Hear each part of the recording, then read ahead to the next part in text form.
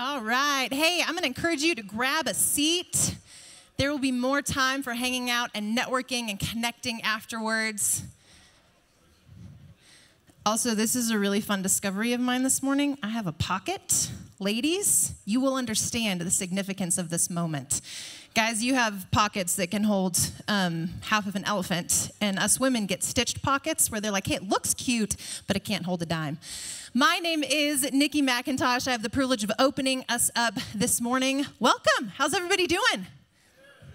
We got some Chick-fil-A, we got some coffee, we got some connection happening. Well, welcome to Kingdom Way's Common Pursuit event. Today we're talking about creating a positive work culture through 5 languages of appreciation in the workplace. Hey, we respect that you get to choose where and with who you spend your time. So we are honored that you chose to spend it with us this morning. You will get a return on your investment. So my encouragement is make some connections, meet somebody that you don't already know, take some notes about what you learned, maybe you haven't heard before, or maybe it's a reminder of something that you've forgotten, and it's going to be a great morning.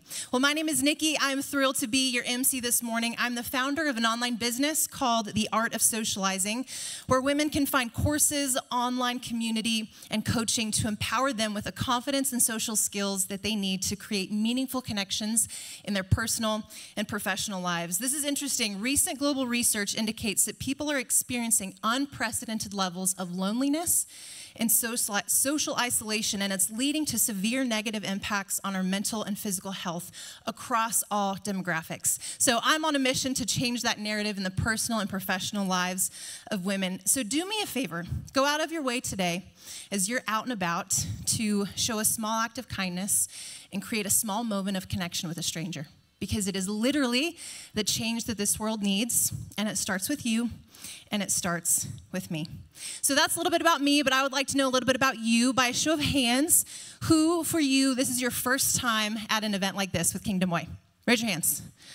I like it. Okay. Well, okay. Wow. A lot of people in the back. Well, special welcome to you guys. We are extra glad that you are here. So these Common Pursuit events happen 3 times a year, and they are put on by the Ministry of Kingdom Way, which is a local expression of FCCI, which is Fellowship of Companies for Christ International. And FCCI and Kingdom Way work together to help marketplace and nonprofit leaders not just survive, but to thrive in life, work, and business as ministry to others. Dan and his king at Kingdom Way support faith-driven leaders in Northern Colorado like you and me by helping us bridge that Sunday to Monday gap that often exists in our lives, equipping us to live, love, and lead like Jesus. And they do that through these Common Pursuit events that you're at. We have monthly luncheons. If you've been to a luncheon, let me see your hand. Been to a luncheon? Hey, if you haven't talked to somebody at your table whose hand is raised, I think almost every table had a hand raised, come try them out. They're awesome, you guys. So we do monthly luncheons. We do peer advisory groups for business owners, immersive discipleship experiences, retreats, and business and leadership coaching. And you will be hearing more about these opportunities and ways that you can get involved later this morning. And this is off script. Stand wherever you are. Do not panic. But hey, I just wanted to take a moment to thank Dan and his team, Dan, Greg, and Jana, for giving us the opportunity this morning to come together, to connect, to be encouraged. Events like this aren't easy to pull off. So can we just thank Dan and his team? I don't know where the other ones are. But I was thinking back over about the last year and a half that I've been involved in Kingdom Way and what it's meant to me. And I'm a visual person. Is anybody else a visual learner? You have images, you want to get things in your head? Well, I want to paint this picture for you. How many of you have ever been to or seen a picture of Mount Rushmore? Raise your hand. Okay. If you haven't, you should probably still raise your hand and then just really quick Google a picture of what Mount Rushmore looks like so that you can join all of us who have. Well, I went there for the first time a few months ago. How many of you have been there in person? Like you have, okay, oh man, I have joined the crowd of amazement. Y'all, I'm not kidding. I sat there for 2 hours and I just soaked it up from every angle that I could. And I was absolutely blown away, which is funny because 90% of that mountain was carved with dynamite. And I was humbled as I thought about the 4 men whose faces are intricately carved into the side of that mountain and what their lives and what their vision by the grace of God accomplished for our country. George Washington, Thomas Jefferson, Abraham Lincoln, Theodore Roosevelt, And then I thought about the Danish-born sculptor, Gutzon Borglum, who held the vision and the plans for this mountain for 14 years, led a team of 400 men, and not one person died. And so God used this mountain, this masterpiece, this man-made wonder to speak to my heart and to remind me, you guys, of what one person is capable of when they have a vision, when they have a skill, and when they have the resources and support to make it happen. Could I influence and change my workplace, my community? Could I turn my mountains into masterpieces? So I come to these events, I go to the monthly luncheons, and I'm a part of the Women's Connect cohort because I have a vision, I'm honing a skill, and I need and want kingdom-minded resources and support to help me as I do the work. So I'd encourage you, if you haven't already, check out one of their groups. You and I, in this room, we're about kingdom business. And in that business, we need kingdom-minded people fighting the good fight alongside of us. And speaking of people coming alongside of us, I have the privilege this morning to shout out our sponsors. This morning would not be possible without the generous support of them. And you can find all of them. There's a pamphlet on your table. Please check it out. Our sponsors are listed in it, along with a brief description of who they are and what they do and the value and impact that they bring to our communities. And if you've been to one of these events before, we play a little game with our sponsors because we want to give you an opportunity to represent yourself loud and proud. So sponsors, as I recognize you, this is a competition and an invitation to be as loud as you possibly can. Show that company pride, okay? And then I have a spy in the room that is unbiased. He's not a sponsor, and he's going to text me the winner because I probably would be biased, all right? So this is your invitation to be loud. Our diamond sponsors, RL Farmer Wealth Strategies. Okay, it's like, I like that. I'm here for it. All right, Yoder Companies. This is gonna be fun because we're already moving up. Bessler Homes. Oh, they had 2 tables. Our platinum sponsors, Advanced Roofing Technologies. Okay. PR 272. I saw you guys over there. Yep. Dave Orr with State Farm. There we go. All right, I'm going to need somebody to be a little, I think we've hit a flat, and we need to go up a little bit. C3 Real Estate Solutions. There's a woman in that group. Guaranteed Rate. There we go. That was delayed, but you did it. I'm really proud of you. Waypoint Real Estate. Hey, there we go. All right, Madwire and Horse and Chariot. Get it? Tender Hearts Home Healthcare couldn't join us today, but we are thankful for their support. And last but not least, gold sponsors, you know where the bar is. This is your moment. The Orlando Magic, a.k.a. Todd Orlando and Bill Collins from Chick-fil-A Loveland. There we go. I was laughing. I don't know if you guys got your Chick-fil-A in the back, but I asked them if the store was even open because we had the privilege of having, like, all of you guys here. So we're so thankful that you're here. Rachel with WayFM could not be here this morning, but I believe there's a WayFM representative here. Are you here? Yeah, there she is. Okay, we do. We have a WayFM representative. Hey, Rachel with WayFM has done an incredible job of helping us get the word out both here and in Denver about these events. And then WayFM is giving away a summer staycation. Do I know exactly what that means? Not necessarily, but should you text this number to find out? Probably, because it's a giveaway, which means it's free. And cation is like half of vacation in the same word. And how many of you guys love a good vacation? Okay, come on, people. How many of you love a good vacation? Thank you. Okay, text the number on your screen. My unbiased spy in the room says that the winner is Chick-fil-A. Good job, guys. We love you. We appreciate you. Keep doing what you're doing, making great chicken. Hey, can we do one more huge round of applause to all of our sponsors in this room? Thank you, thank you, thank you. Thank you guys for being faith-driven companies that say yes to connecting our community, to empowering the employees and the people that you work with, and just for being good business. People want to do business with good people because business is people, and there are some incredible folks in this room, so I will encourage you, make sure that you connect with them. All right, I'm going to get off the stage, but before I do, I have the privilege of introducing Dan Anderson. If you don't already know Dan, you will by the end of today. If you don't, make sure that you personally meet him because he likes to meet you. But Dan is the president and CEO of Kingdom Way Ministries. He's a coach, mentor, author, and pastor, both at heart and professionally. And I think that we can all agree in the workplace, sometimes we need more leaders just like that. Please welcome Dan Anderson.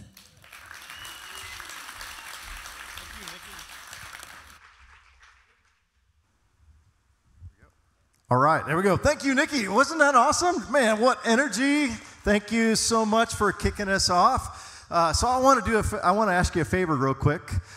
We do a shout out on social media, so I want to start over in this room, and when I say go, I'll do a little intro, and then we do a quick wave, all right? You don't have to stand up, but kind of as I go around the room, kind of do a wave and a shout. Can we do that? All right, let's give a shout out to Northern Colorado. Whoop, hold on. There we go. All right, Thursday morning, Foundations Church, Common Pursuit event, Kingdom Way, with Dr. Paul White. We're going to start doing a wave here around the room. Go ahead. Here we go. Yeah. All right, come on. Keep it going. All right, excellent. So thank you for doing that. And I want to invite you, by the way, there is a banner out there with some of our Diamond sponsors on it. Would you just take a picture of your team or a couple people, grab them, and just post something online and share about it, and we'd love to get those pictures too. So thank you for that. So thank you again for being here this morning, and I want to give a shout out to Foundations Church for hosting us this morning. We got a whole table of a lot of the pastors and staff, and Dave and the staff. So would you give them a hand for their incredible hospitality? And it's especially meaningful to me this morning is because we have several of the team members, pastors, and staff, and this is my church, and I'm so privileged to be able to serve here, and they're gracious sponsors of Kingdom Way, and just a beautiful place to meet. So thank you guys, and thank you for being here. So I want to set this up a little bit just to share my heart and my passion with you a little bit, and a little more about Kingdom Way. And I really want to do it from the standpoint of, as I look at the culture that's surrounding us, it's amazing to me how much it seems to have, in my words, maybe you think differently, but just totally gone off the rails, drifting further and further away from God in ways that almost seem to contradict sanity. Is anybody with me, or am I the only one who feels that way? So, you know, what I love about this environment, this is called Common Pursuit environment for this particular avenue of Kingdom Way, and the reason why we call it that is because, you know, look around the room for a minute, would you? And just look around. And we got over 200 marketplace leaders here in northern Colorado that are given a calling by God to share the love and the light of Jesus Christ in courageous, powerful ways. And I want to ask you to do something that's going to feel really weird, but I just want to bear with me. I want to ask you this. Would you just say, I am a priest? I am a priest. Say it again. I am a priest. That sounds really weird, doesn't it? But that's what's true about you. If you're a follower of Christ, you are a royal priest, 1 Timothy 2:9 says. And God's given you a calling in the workplace to step into, to join the journey, to join the excitement, and to help sway the drift of culture and bring the extraordinary life of Jesus right where he has placed you. That's what this is about. And this morning's topic is a way to do that in a very, very practical way. I want to read to you a couple verses from John 13, and then I want to open us in prayer, give this time really to the Lord, and introduce our speaker for this morning. But I was privileged to spend time in the mountains this last weekend with 12 other men. In addition to myself, it was a powerful time, and one of the passages we talked about was in John 13. It says this: it was just before the Passover feast. This is about learning to love, live, and lead like Jesus, and this is a staple passage for that. It says, it was just before the Passover feast. Jesus knew that his time had come for him to leave this world and go to the Father, having loved his own who were in the world, he now showed them the full extent of his love. And if you remember the rest of that passage, he knew he was going to be betrayed. He knew he was going to be crucified. He knew that Judas was going to give him up, and all his disciples would abandon him that night. And he wanted to show them the full extent of his love by wiping their feet, cleaning and washing their feet. And then later on, he says, you will know them by this. Speaking of being a disciple, you will know that they are my disciples if they have love for one another. Today is about how do we display that love through verbal expression. And there's a lot of brands represented in this room.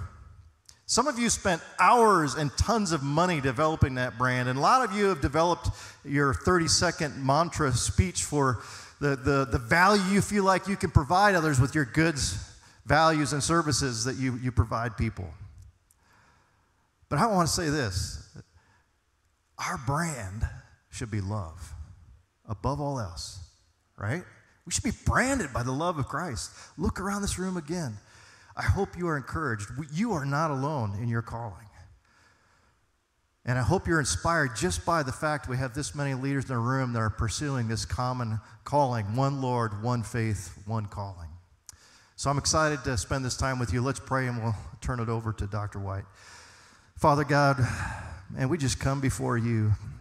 Thank you, Jesus, for seeing our needs, stepping into our mess, our time, our space, and showing us what it really looks like to be like God. You gave your life for us, Lord. You paid the penalty for our sin. You rose from the dead to prove that you had victory over sin and death, so we could step in to our calling in the marketplace with power, with an authority, with an identity that is just unstoppable. And Lord, I pray that let us be radically branded, above all else, by your love. Let us, oh Lord, as men and women in the workplace, as others see us, that they would say things like they said of your disciples, that they have been with Jesus. And Lord, help us to be more bold to share your love and your light, the real hope of this world in the gospel through your Son, Jesus. That we could not cave to cultural pressures and, in a sense, hide our light under the bushel of business, but let it shine brightly for your honor and your glory. God, teach us today. Let us be inspired. Let us leave here with some things that we can do to step into our calling with greater confidence, clarity, and courage. In Jesus' name, amen. Well, I invite you to look in your programs. If you look at the bio of Dr. White, it's quite a rap sheet there. Tons of companies. I'm just going to read through it. Dr. Paul White is a Christian psychologist, author, and speaker who makes relationships work. He has written articles and have been interviewed by BBC News, Business Week, New York Times, CNN, Fortune.com, Entrepreneur.com, Fast Company, Fortune. What business has he not touched? Man, that's amazing. It goes on to say that he is the author of this best-selling book, 5,700. It's easier for me to say than you. Almost 1 million copies, 500,000, over 500,000. There we go. And #1 best time seller. And you could see the middle of the paragraph, other things and companies is represented, just amazing. But I just want to say on a personal level that I got a chance to spend time with him and his wife at our annual conference this past year. And it was just a delightful couple, really down to earth, and yet really powerful principles. And I just see the light of Jesus in him. So would you give a warm Colorado welcome to Dr. Paul White, please?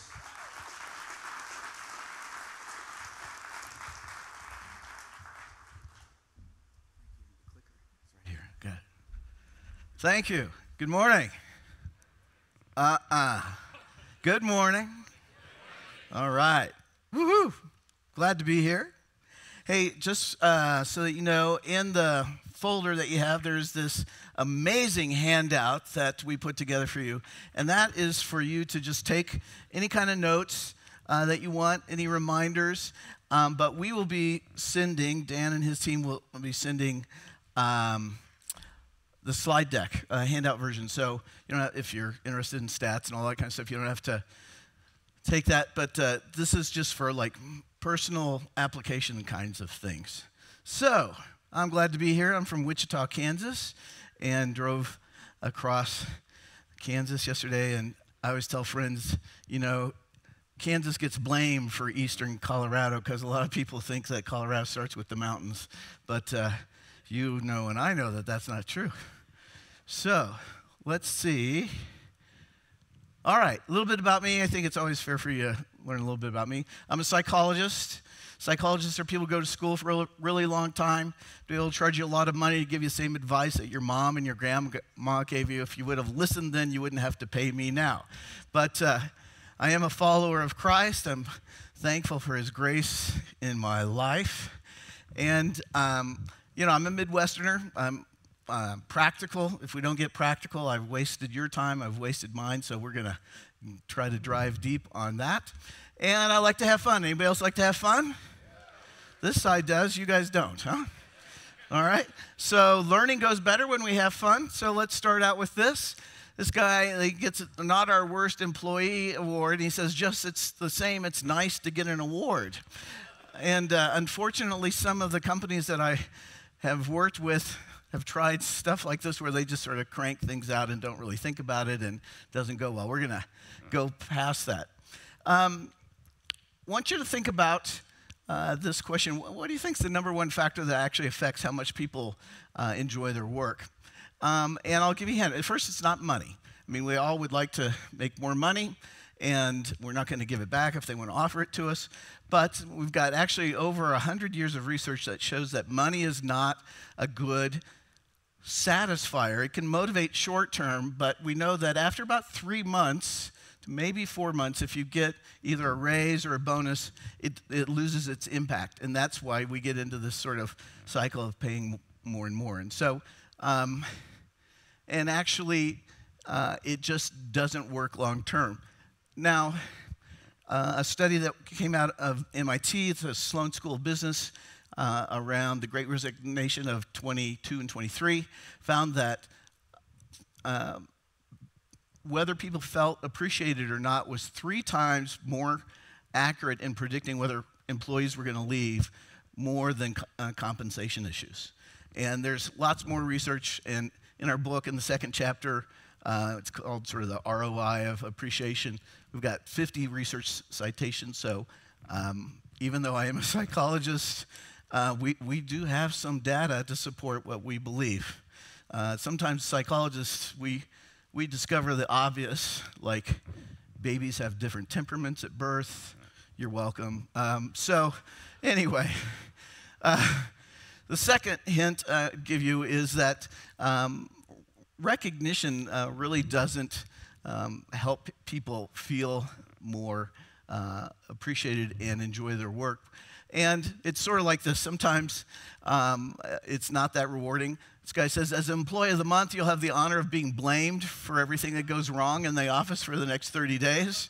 And I've worked in organizations where they do not want to get, you know, called out positively because their coworkers say, oh, if you knew, I've got a few stories could tell you, bring them down a notch or two. So that isn't always the way people want it.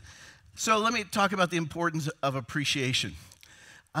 First of all, I'm going to share 4 sort of misconceptions that leaders and just people in general have about appreciation. And the first one is that we think about appreciation, well, you know, we got employee recognition programs, right? And how many of you have some form of employee recognition program in your company or organization? Okay? Research shows that 94% of all companies and organizations in the US and Canada have some employee recognition. It might be as small as just an email on your birthday. You know, it's not always much. But we really believe that they're not the same. Now, they overlap because you can clearly recognize people for doing a good job and communicate appreciation that way. But they really are different. And what we're finding as we go along and work with more and more organizations, and as sort of life goes on in our culture, they really are different. This is what some big companies do. This guy says, every time you do something right, I'll punch your rewards card, and when you reach 10,000 punches, you earn a high five. And some recognition programs are like that, where you have to do a lot of little things, and you don't get much in return. And we want to move past that. So let me just be blunt that most employee recognition programs don't work in this sense. They don't work in making individuals feel valued and appreciated, partly because that's not what they were designed to do. They were designed back in the last millennium. That sounds like a long time ago, right? 1950s, 60s. And from behavioral psychology, that if you set a goal and you monitor somebody's progress to that and then reward that, that the behavior will increase. And we want that to happen. I mean, employee recognition is not bad if it's designed well and implemented consistently, which is sort of a big if. That doesn't often happen. But so we want people to answer the phone cheerfully. We want them to get their paperwork and reports done. We want them to meet goals and so forth. But that doesn't make the individual necessarily feel appreciated. In fact, I have a friend who's sort of a high-level salesperson in the healthcare industry. And when we were talking about my book, she just laughed. She said, you gotta be kidding. They don't care about me at all. She says, as long as I'm meeting my numbers, I'm good. Start to slip, I'm gonna, get a talk. And then, work is work. She's got to meet your goals. But she had no sense that her commission or bonus was related to any sense of appreciation. Now, what's interesting to me is that although we have all these employee recognition programs, 65% of Americans, North Americans, again, including Canadians, say that they've received no recognition or appreciation in the past year. And I'm like, how can this be? We've got these programs, how can it be that nobody's getting it? And I think the key word is that they haven't received it. It's sort of like we have a number of grandkids and they live across the country. I can send them a gift, but if they don't get the gift, it doesn't impact them. And I think that's what happens in a lot of employee recognition kinds of things, is we do things, either it doesn't get through or it has no meaning. In fact, when I talk to employees, lots of times their main response to recognition is sarcasm and cynicism. It's like, oh yeah, cool, I get a free parking spot, and I ride my bike to work. So, anyway, and then,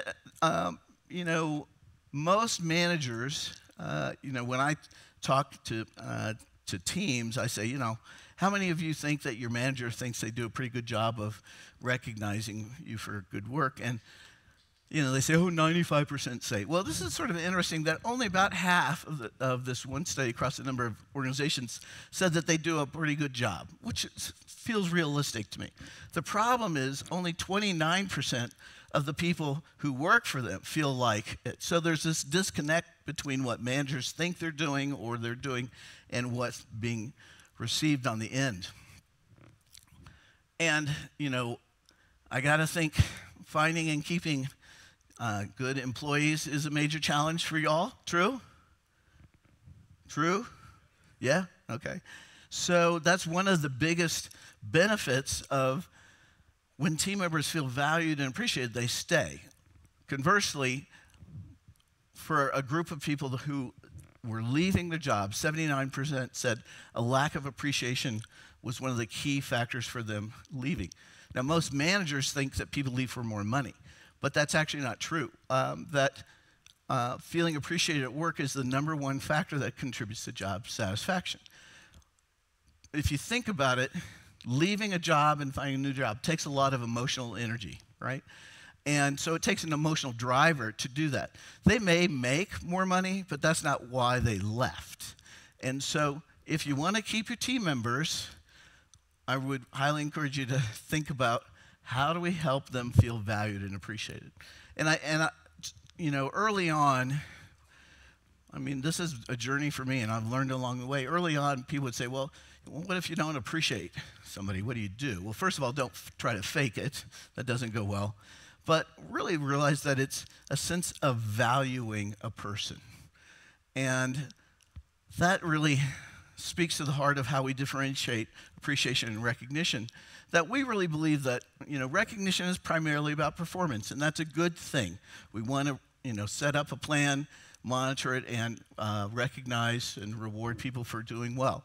But let me ask this. How many of you, besides me, are a person outside of work? Anybody?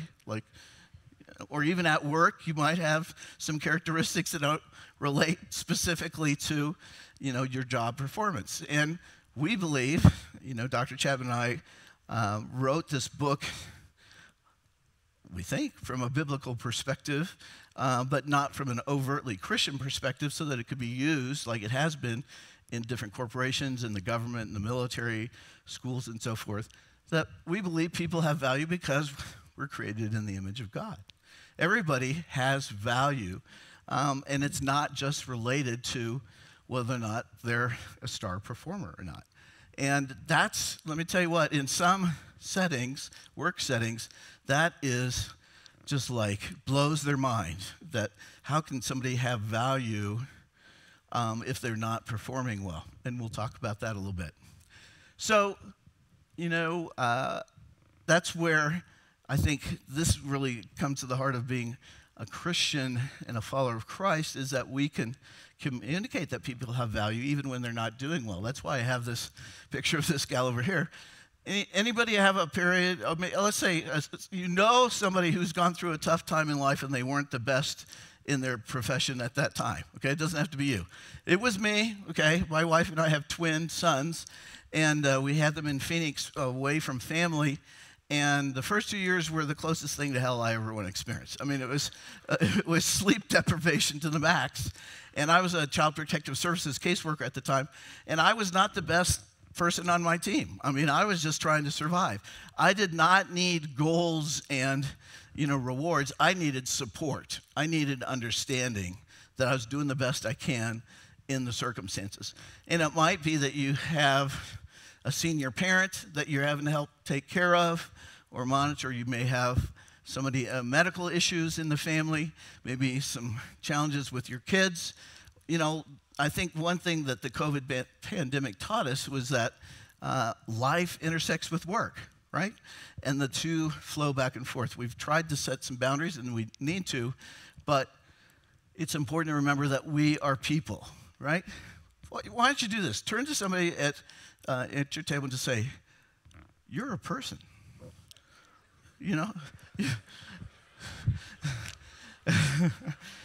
Let me know if there are any Borgs here, aliens or whatever, but we forget that. We think about people, lots of times as business leaders, we think in terms of productivity, which is fine, we need to do that, but we've got to remember that our employees and our team members are people, they have lives, and that's where we can really touch them. So that was one misconception, is that recognition and appreciation are the same. The second is what the goal of appreciation is. Most people, when I talk to them, think that the goal is just to make people feel good.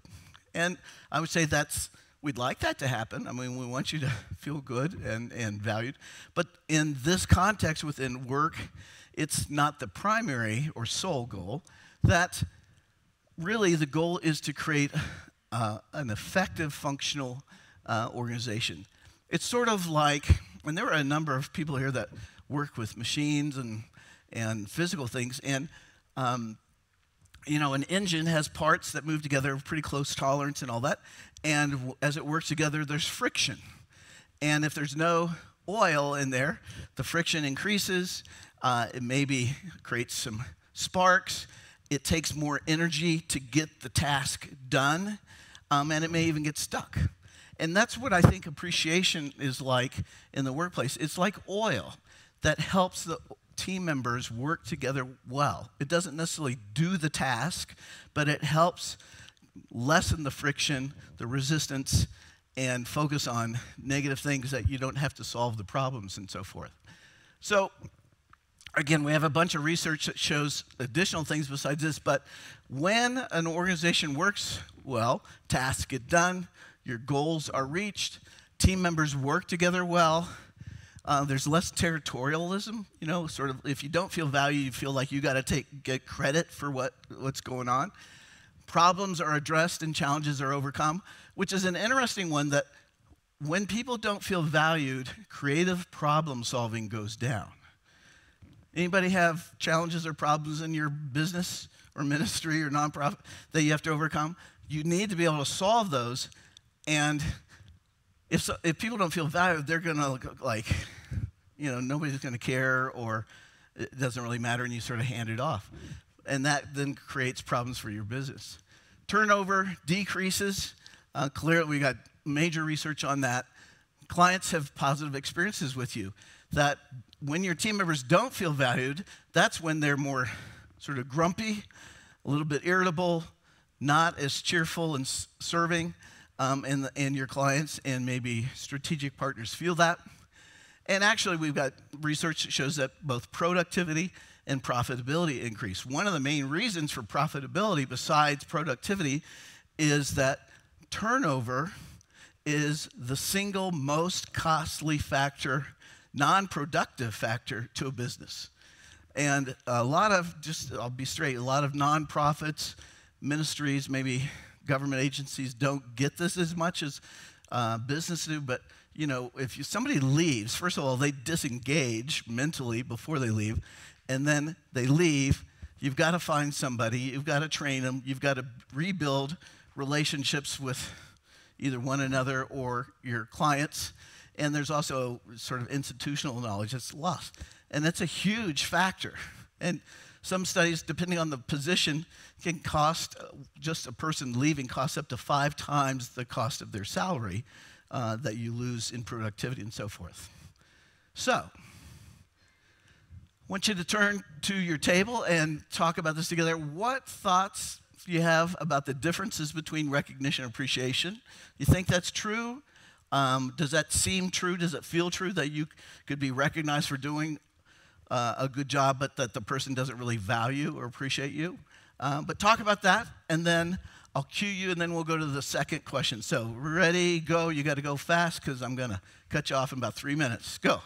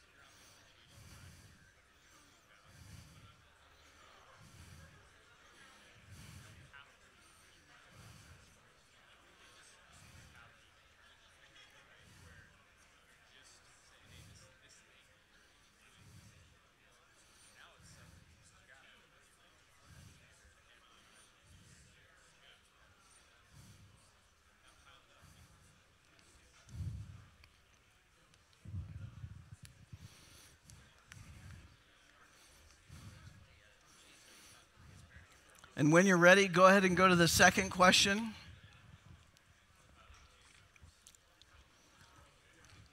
Which is, how do you think your organization would function if team members truly felt valued and appreciated? How might that be different within your organization if everybody felt valued?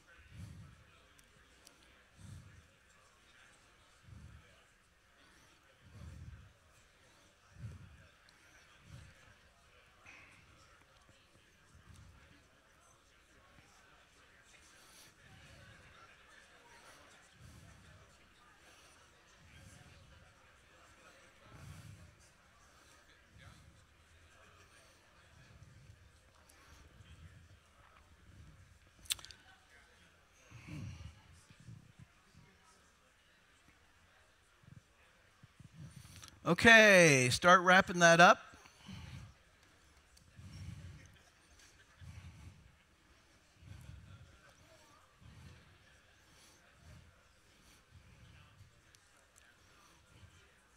All right, I just want to give an opportunity. Anybody have an observation or question that came up as a result of that discussion? I'm not looking for anything necessarily, but just want to give an opportunity. Anybody? So,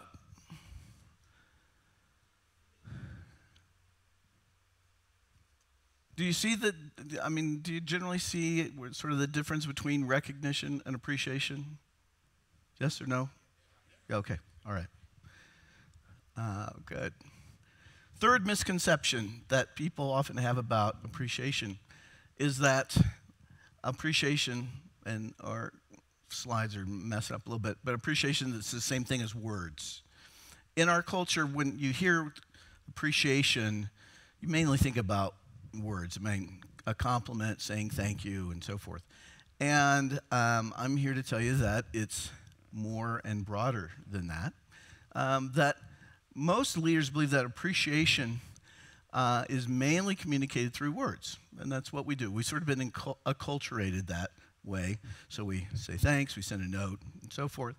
But the reality is that for over 50% of employees, they choose a different way that they prefer to be appreciated. We have now over 400,000 people that have taken our online assessment globally. It's in 9 languages. And less than 50% choose words. So if you only use words, you're missing from the get-go over half of your team member of how they want to be valued and appreciated. So the core principle, and this is a tough one, I don't know if you, this is like, whoa, this is discovery, that not everybody feels appreciated in the same way. You're welcome, you know? Now, everybody intellectually assents to this. Yeah, that makes sense. But if I followed you or your team members or anybody around for a week or so and sort of watched how you communicate appreciation, for most people, we use the same 1 or 2 things. And often, as a starting point, we sort of use what either we've been taught or what we value. But the problem is that there are people out there that feel appreciated differently than we do. So that's where the 5 languages come in. And I think I know the answer to this, but how many of you are familiar somewhat with the 5 love languages? There we go, okay, yep. And you'd be surprised that there are a whole bunch of people in the United States and other places that never heard of the 5 love languages, or they've heard of it, but they don't know anything about it. So the 5 languages of appreciation are the same in name as the 5 love languages. So words of affirmation, quality time, acts of service, tangible gifts, and yes, physical touch. We will do a group hug at the end because I know you're looking forward to that. But they look differently in how they're applied day to day, and we're going to walk through that quickly here and give you some examples. So, words, there we go, of affirmation, pretty clear. They're words that are affirming. We're affirming the value of the other person. We're saying, thanks for doing this. I like this about you. And there's different types. One of the things that we learned over time, initially when we did our assessment, we just identified people's primary language of appreciation, but we found out pretty soon that within the language, there are different actions that are meaningful to some and not to others.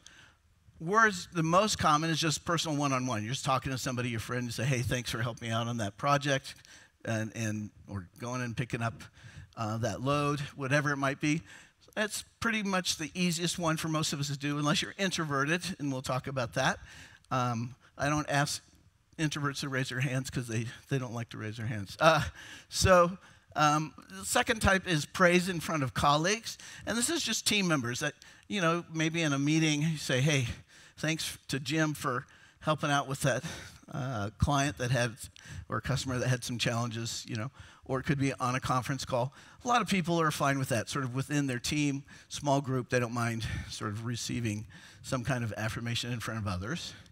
but there is written communication. Now, for those of us that are older, myself mainly, growing up, when your grandma gave you a nice gift, what were you supposed to do? Write a thank you note, right? A handwritten thank you note. And so boomers are still sort of hung up on that we think that handwritten notes are important. And it can be, but there's sort of a generational gender interaction effect that for younger employees, for women, about 50% value a handwritten note, 50% it's like, doesn't matter. How many of you employ or work with 20-something guys? Anybody? Yeah. So 20-something guys do not give a rip about a handwritten note, okay? But what is important to them is the speed in which you get back to them, okay? So that if you think about their subculture, it's pretty fast. And so if they've done something you want to call attention to, you better get back to them within 24, 48 hours, or you've moved into history, okay? So it's more about the speed and less about the method.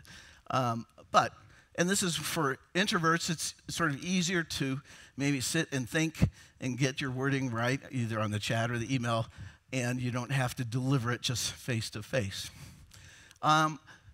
Public affirmation, let me ask this, we got the note there, but how many of you, and keep your hand up so I can see, how many really would prefer not to go up in front of a large group to be recognized? Anybody? Okay. Yeah, you guys are pretty close to normal. That 40% of employees really don't want to. And I had a CFO tell me, she said, I got Employee of the Year, and they had this banquet and kind of stuff, and she said, I spent the 15 to 20 minutes prior to getting the award in the bathroom throwing up, okay? So it was deeply meaningful, but in the wrong way. So if you're going to recognize somebody publicly, you need to find out if that's what they want, if they're okay with that. Otherwise, it really can become a negative. And it depends on the position, too. About 60% of administrative assistants don't like to go up front. I did work with librarians, 95%. I mean, I think there's one guy out of 500, that was willing to go up front. And then you have your marketing and sales people. They're like, where's the TV, cameras, come on, So you have to sort of figure it out that way. Also, it can be like this. This gal says, if I walk past your desk without stopping to criticize your work, that counts as a compliment. And some people manage that way. Hopefully that's not you.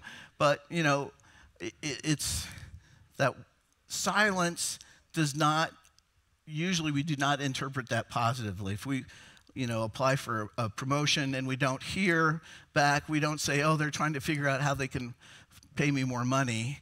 It's more like, oh, I guess I'm not going to get it.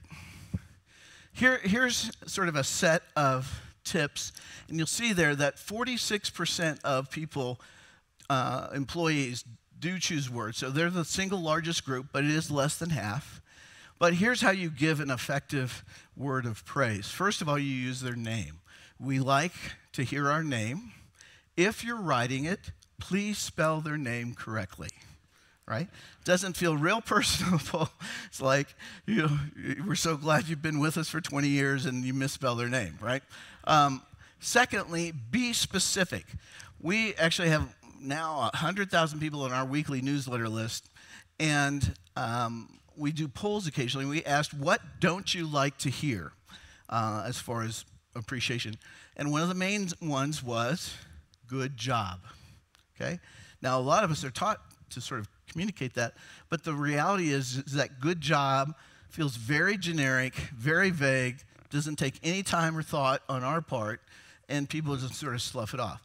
The more specific you are, the more likely they're to believe that you're genuine and authentic about what you're saying, okay? So be specific. So it might be, Susan, thanks for getting your reports done in and on time to me, okay?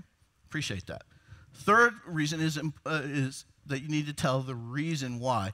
Either why it's important to you, to the organization, or to your clientele. Susan, thanks for getting your reports done in on time to me. That way gives me time to compile the reports I've got to put together to get to my supervisor without stressing out, okay? So first is what you use there. Oh, come on, people. You use their what? There we go. And then you are what? Okay, and then you tell them, okay? So, and the reason I have you repeat it is you're more likely to remember that even if you don't take a note, okay? So I want it to be practical for you. All right, quality time, second language. Quality time is actually the language that drove us to get more specific in our inventory, because I had a leader said, I have a team member who has quality time as their language. What does that mean? You know, am I supposed to take them out to lunch or whatever? Well, again, we have found out, and we've done research. I think we've published 15 research studies over time, and we look at generational differences. And for older employees, focused attention is their sort of version of quality time, which is individual time with the supervisor, manager, owner, whomever, either being able to share observations or learn, or just that they feel valued by spending time with you, because time is one of our most precious resources, right? And if you choose to spend time with them, they value that. So focused attention. And however, younger workers don't really care as much about supervisors and managers. In the old days, like in the last century, there was a saying, people don't leave a job, they leave a manager, right? And that's less true than it used to be. Younger employees, if they're getting along with their team members, okay, you know, they don't really care that much about you if you're a little bit older. So it's about companionship. It's going out to lunch together, getting together after work, maybe watching sports and so forth. So it also just shared experiences, just being together. They just value doing things together, whether that's, you know, going on a walk for a charity or going to a sporting event and so forth. By the way, let's see what the Colorado Rockies, how are they doing? I can boast, because this is still the part of the season where the Royals, they're above 500 right now, but that won't last long. So they started out well. All right. And then there's personal sharing and listening. So this is an important one. It doesn't happen much, but it's when something's going on in a team member's life personally that's really sort of impacting their life. And it can be their husband lost their job, or, you know, they've got a kid that's got medical issues, or a few years ago my sister died pretty unexpectedly. And there were times after that where I'd be sitting and reflecting in my office, and I'd maybe tear up a little bit, and if somebody walked in, you know, it was nice for them to just say, hey, what's going on? You know, are you okay? You don't have to become their counselor. You don't have to be their therapist. But if you don't respond when they have some other concern going on and it's sort of popping up, you're really saying, I don't really care about you as long as you get your work done, right? Which I don't think is the message as followers of Christ we want to send. So it can create a huge connection, and connection with one another is why people stay. You may have a great brand, you may have a great reputation. People typically are not connected to organizations, okay? There's some rare exceptions, but they're connected to other people. That includes you, it includes team members. So the more connection you can create, the more likely you're going to keep your team members. Quality time is 26% of the workforce, so about one out of every 4 people. And, you know, tips about time is make sure you know the type of time. I mean, you know, I tell leaders, older leaders, just because you have a team member that has quality time as their language does not mean they want time with you, okay? You may be wonderful, you may be great, but that's not what they're looking for. If it is individual time, try to avoid rescheduling. You're going to have to occasionally, but 2 or 3 times you say, oh, I got this, it came up. You're essentially saying other things are more important than you are. And then this seems to be I'd be interested in feedback afterwards about this, but gender-driven, that guys seem to be more distracted while we're talking to people or supposedly listening to people, right? And so, but if you're, like, my desk and office is facing this way, I have a door back here, and if I'm working on something and when my team member comes in and wants to talk about something, I say, hey, let me finish this sentence so I can, don't forget what I'm doing. Then I turn and try to give them my attention. I don't keep typing and talk over my shoulder or looking at my phone. That just automatically undermines any sense of you're showing that they're important to you. So quality time is going to be an interesting one to look at, and we'll talk about how it intersects with remote and hybrid workers here in a little bit. Acts of service is the third language, and it's not rescuing low-performing colleagues. It's like, oh, I always have to, step in for them. It's really just small things that can make their day or week go better. And there's two primary contexts. One is when we're working on a time-limited project, and we've got a lot we're just trying to bang and get done, and what somebody can do to help out with that.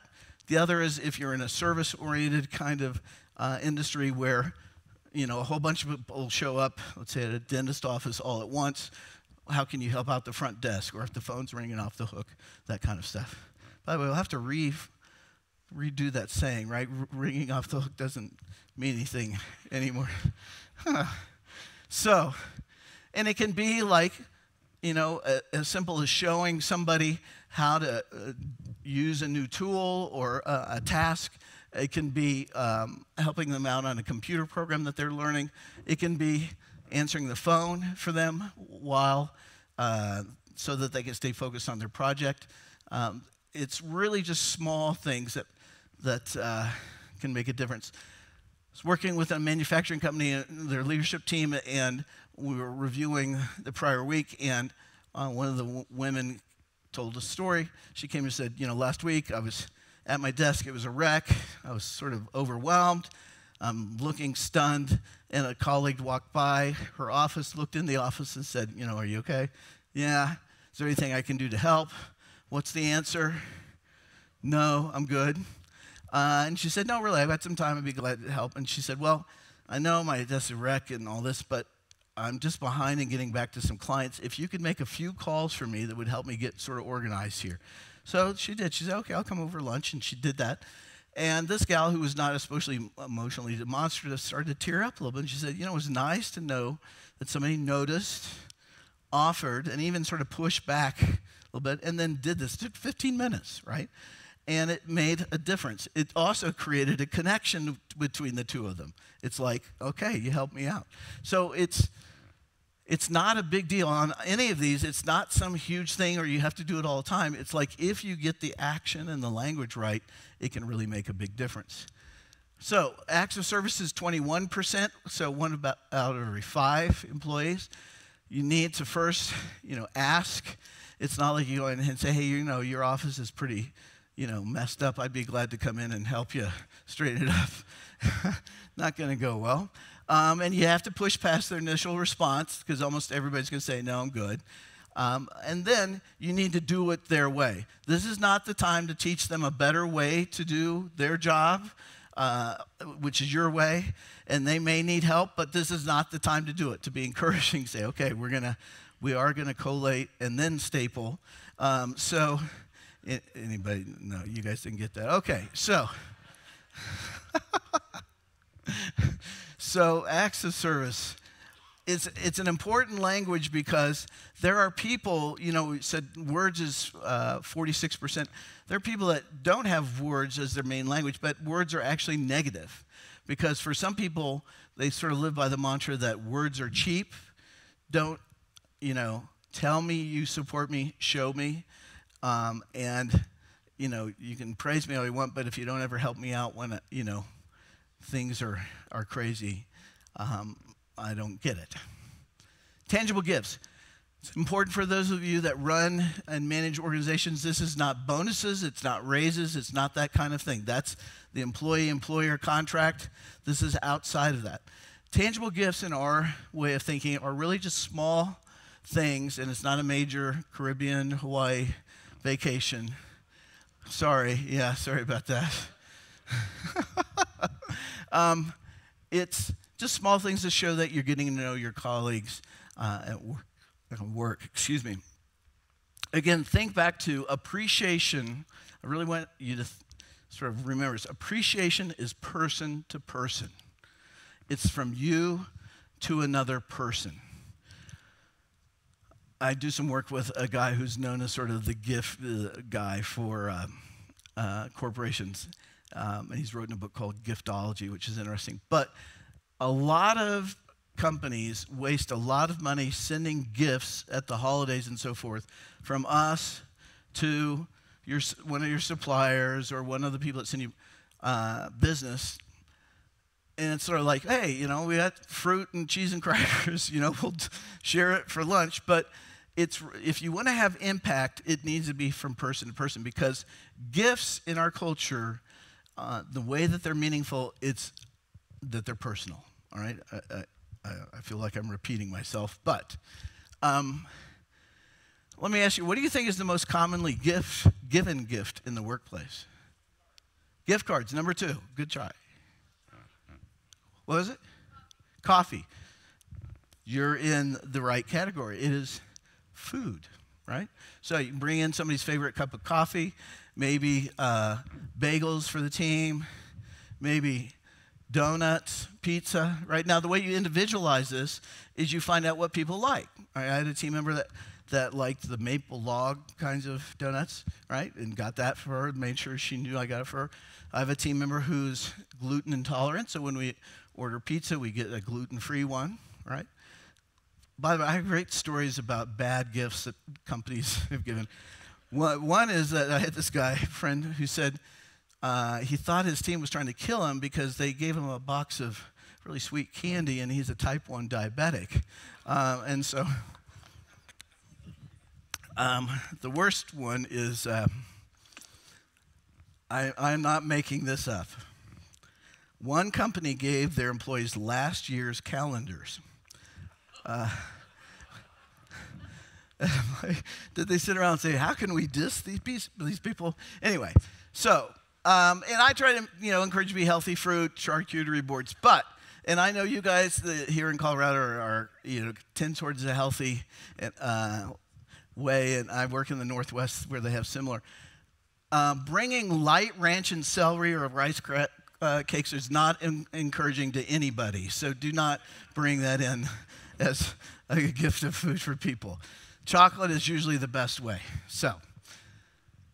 But interesting, only 7% of employees choose tangible gifts as the main way they want to be shown appreciation. And I've had lots of people say, hey, if I never hear anything, if they don't stop by to see how I'm doing, if they don't help out when I'm overloaded and I get a gift, it feels pretty superficial, especially in some of the larger organizations where you can earn points and then and give points, and then they get it from a catalog where they didn't have to spend it or choose it or whatever. It's like, this is meaningless. So, gift cards are important. We did research and we found out that there are 2 groups of people with gift cards, believe it or not. Some people like generic gift cards, like Visa, Amazon, so they can sort of choose and spend on what they want. Another group wants very specific gift cards, so they can't use it for household kinds of things. So whether it's their bookstore or their coffee shop or whatever. So again, in our inventory, we help get granular and ask, what kind of gift do you want? And so you don't have to guess. But it could be a gift card for their favorite coffee shop or restaurant they like to go to. Again, it's about them as a person. You find out and listen and talk to them and say, what do they like to do in their free time? You find out somebody's maybe growing a garden, and so you go to the grocery store or the pharmacy and get one of the container gardening magazines or whatever, okay? But it doesn't even have to cost anything. I mean, let's say you have a team member who's starting to coach their kids' soccer team, and you find a website that has some cool training videos that they can use. It's not about the money, y'all. This is where the saying, it's the thought that counts, is true. Okay? So don't get hung up on money. Also, don't get hung up on fairness. People say, well, you gave them a gift card and I got a note. Woo, woo, woo. You know? And so the way you respond to that, say, hey, I didn't know that you wanted a gift card. That's not what was on your inventory. I'm glad to know that'd be encouraging to you. I'll try to, make that happen. So you just turn it into a positive. But it can be websites, a funny kind of thing. So it's not a huge thing, and also you need to know this. Anybody know people that somebody that really likes to give gifts? Anybody know that kind of person? People who give gifts don't necessarily like to receive gifts. One of the things we learned is that what you like to give, whether in appreciation, first of all, is not what everybody else wants, and you may not even like that as well for yourself. So, the way to offend people, we learned that offending, you can learn how to offend people by their primary language. So, people that value words are more sensitive to criticism, okay? So, you don't have to say much. For gifts, give everybody the same thing, and it's just like, it has no meaning to these people at all. It's got to be really at a personal level. Physical touch, when I'm talking to HR managers and so forth, we say, we have paramedics there because we're going to get sued, and they faint and all this kind of stuff. So relax. Dr. Chapman and I talked about it initially and, got feedback and all that, and decided to keep physical touch in the model for this reason. One, we didn't want to advocate a touchless society even in the workplace, because there are times, places, and relationships where an appropriate touch could be meaningful if somebody's lost a parent, and just a hand on their shoulder or whatever. And secondly, it happens in the workplace. And it differs regionally. Anybody ever live in the South or Southeast? I lived in Atlanta for a while. What do they do in the South physically? Hugs. And side hugs are okay in the workplace for a lot of people. Okay, anybody from New York or New Jersey? Okay, okay. So here's what physical touch is like in New Jersey and New York. You gotta watch. Hey. That's it. You get closer than 3 feet, they check you for weapons and all that kind of stuff. So, anyway, it's appropriate physical touch, and what that means, it's spontaneous celebration. All right, it's what you do when something good happens, which is what? What kinds of physical things when something good happens? High five, fist bump, maybe a congratulatory handshake. We actually know that cross-culturally, because we're used all over the world, a pat on the back is the most accepted one, but it's less than 1% of people choose it. So we don't include it in our inventory because of the high negative reactions that can happen, unfortunately. But it's okay. Now, the key is the recipient always is the one who determines what's appropriate for them. I mean, I've had in the South some ladies come and say, I just need to give you a hug. And I'm just like, I just need you to not need to give me a hug, So anyway, that's the way it is. So I want you to discuss together what are some possible acts of service, because this is really, it varies a lot from role and also industry. And I'll talk some more about that, how we get specific about that. But what acts of service you or your team members value when you are feeling overwhelmed? What's something somebody can do to help out? So start with that. Ready, set, go.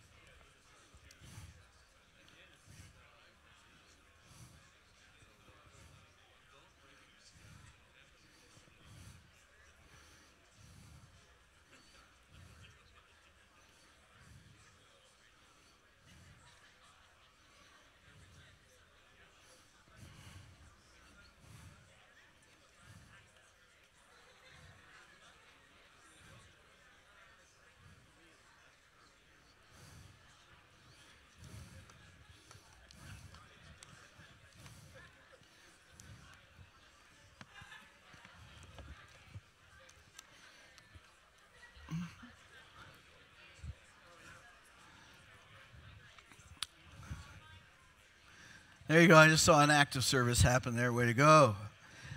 All right, and when you're ready, move to the second question. How might the information I shared about gifts affect or impact, change how you share tangible gifts with team members or even outside of the workplace? Think about that. What would that look like? What might tangible gifts look like, or how might that differ for you? And some of you maybe haven't been doing that much, which is okay.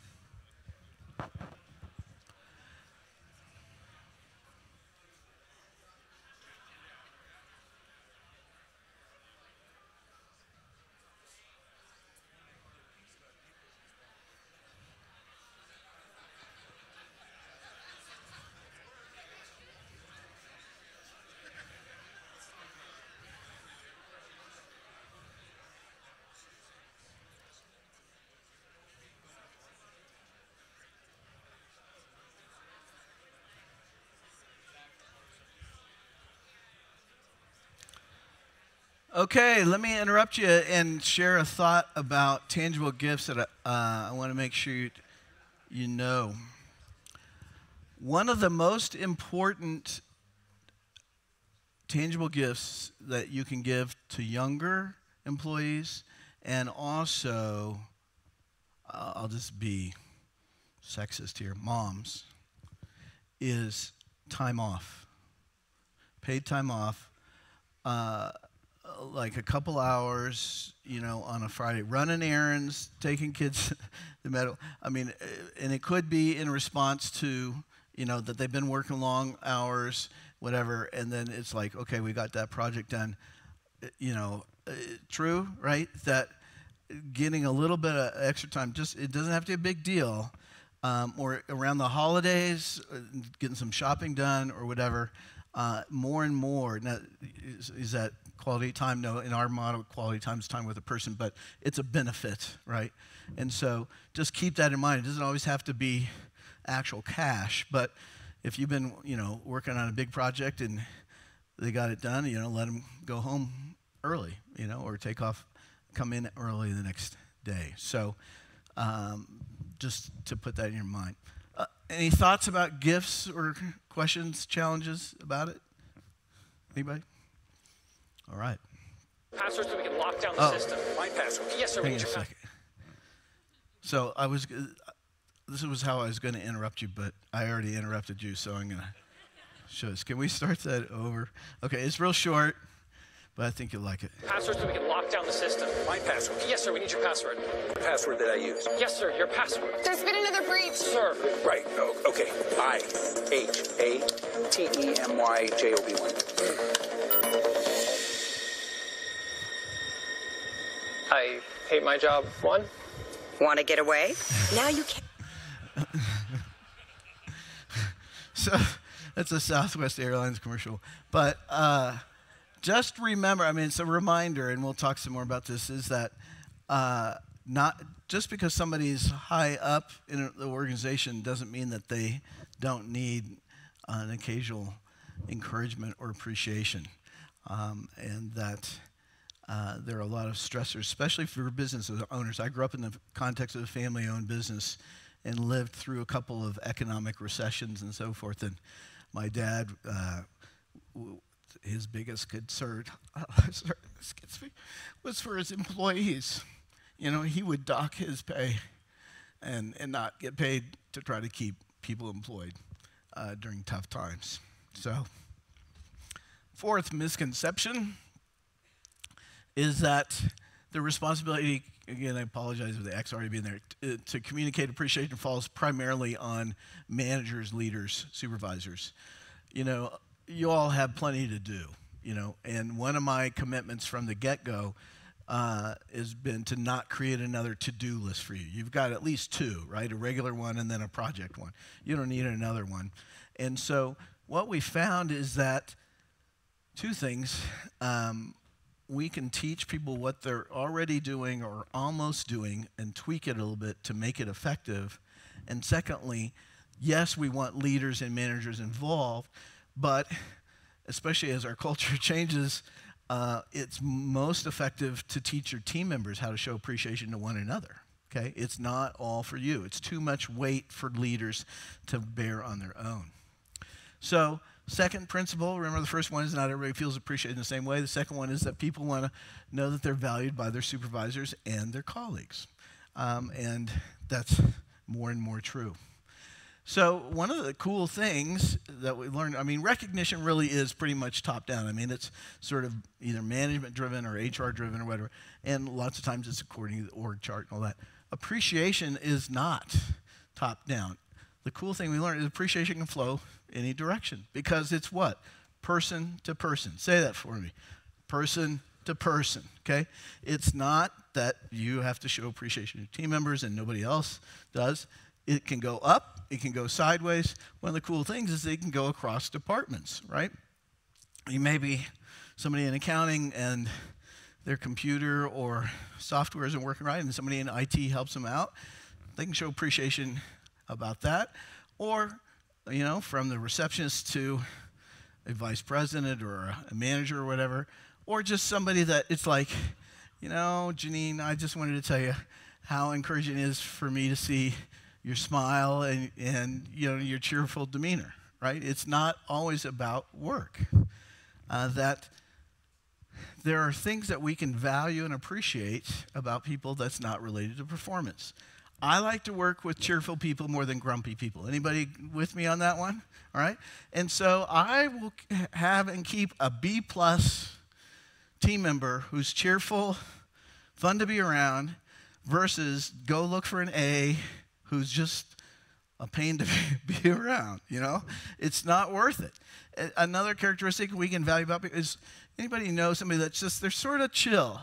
They're not like a drama reactor. And it's nice to have those people when drama occurs that they just don't freak out and make it worse because we're all going to, you know, lose our jobs and then we're going to starve to death. I mean, you know, it's like, okay, well, this is a problem we got to figure out. Those are nice people to have around when problems hit, right?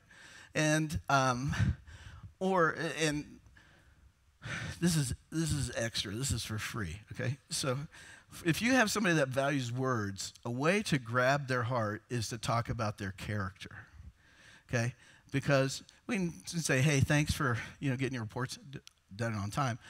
That's different than saying, Debbie, thanks for being dependable.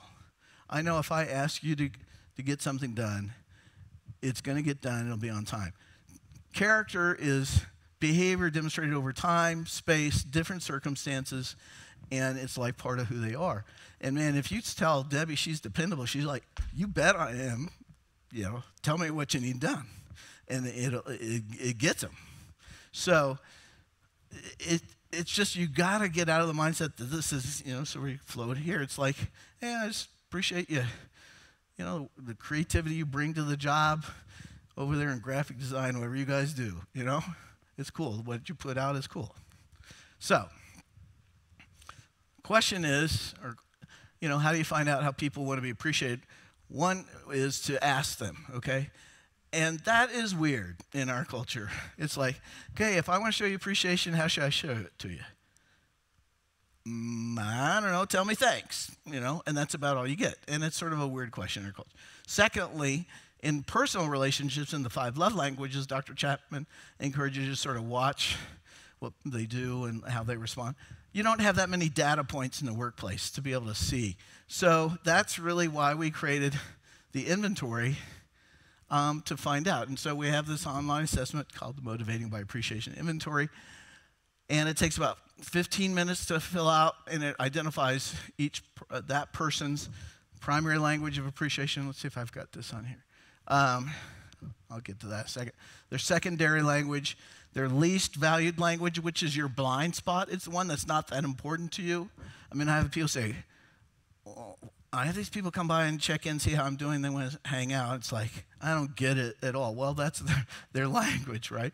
And so, but also the actions that are important to them and from whom. And one of the things that we found over time is that we've got to get the actions very specific. And so we've created a number of versions. Actually, there's a code in the back of the book. There's a code for our sort of basic introductory version, but since then we've created a sort of expanded version that identifies how people don't want to be appreciated, but we've created versions for medical settings, colleges and universities, government, nonprofits and ministries, senior care centers, veterinarians, dentists, trades, HVAC carpenters, what else? I said senior care, and a general business version, so that you can get very specific about it. And we've got a table on the way out that has a flyer with all of those on there so you can find out about it. And not everybody wants to read a book. I got that, you know. And so we've created where you can just buy codes for your team to take it, and then we can create a group profile that identifies not only their language but the actions. Because it's fine to know what you like, but the key is to find out what the people that you work with like. And here's a fact, and you should pay attention to this because psychologists hardly ever get to use the word fact, but this is a fact, that we absolutely do know how to teach and train team members how to successfully communicate authentic appreciation.